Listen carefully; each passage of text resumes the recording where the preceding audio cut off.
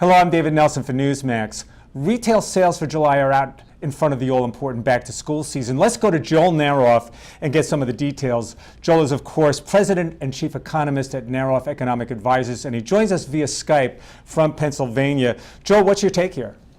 Well, the numbers, at least on the headline, seem to come out a little bit better than expected.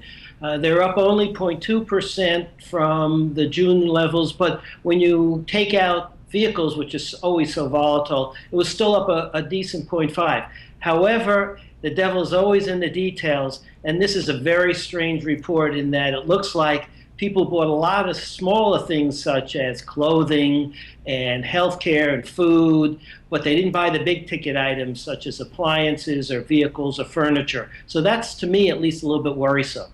I'm glad you mentioned furniture because I noticed that in the report, and that came in less than expected. I'm just wondering what that does to the ongoing housing recovery. And we have housing starts later this week, Joel.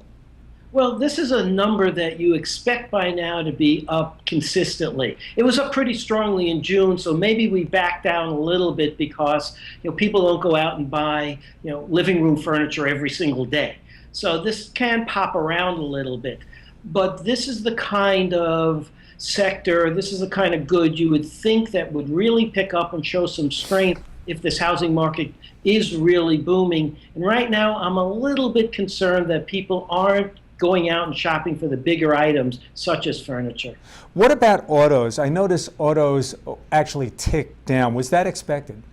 It was expected. We knew, of course, in the beginning of the month that they were off a little bit. However, they're really not bad. They were down slightly, a little bit more in the retail report than in the unit numbers.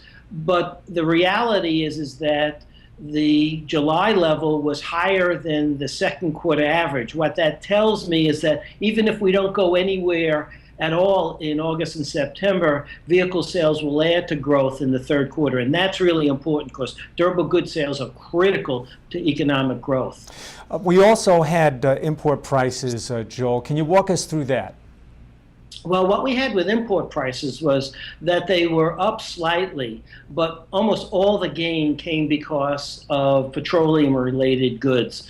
If you take out oil, you take out the energy, prices were down. And really, when you look at the details in this report, consumer good prices were down, vehicle prices were down, even capital good costs were up, but just very, very slightly. So there's essentially no pressures coming from foreign goods as far as inflation is concerned, and that's great news. Now, we're coming up on September, and a lot of economists, I'm not sure where you stand on this, have actually they're on record saying that they believe the Fed will start tapering sometime in September. Is anything in this report likely to change that? Well, I'm a person who doesn't believe the Fed should. I think what the Fed is being driven is by people who are inflation hawks, who are really worried about inflation.